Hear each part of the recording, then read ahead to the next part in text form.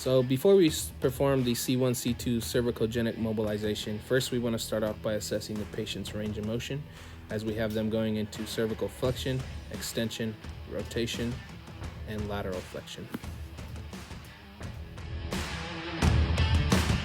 Next, we're going to start off with the patient lying in the prone position with their hands by the side. As a clinician, we're going to want to start off by palpating the spinous process of C1, C2.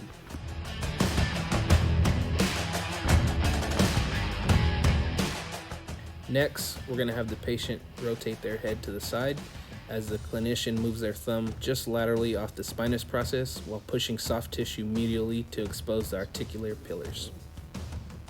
The clinician then maintains contact with C2, C3 facet joint while providing light pressure towards the patient's mouth.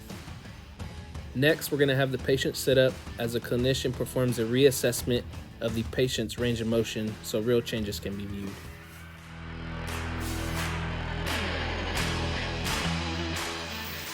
To perform this exercise, the clinician is going to ask the patient to remove her shoes.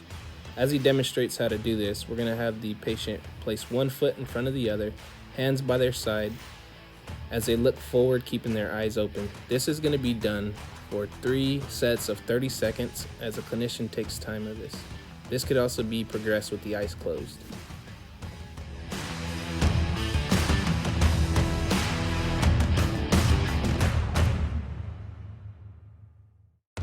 To perform the single leg balance exercise, the clinician is going to instruct the patient to hold onto the pole while giving cues of how to perform the exercise. To do this, we're going to have the patient come into hip flexion, external rotation, and then extension. The patient is going to hold onto the pole to ensure stability and keep from falling over. The clinician is then going to want to cue her and give instructions on how to properly engage her core and glutes as we perform this. This is going to be done for 3 sets of 40 seconds.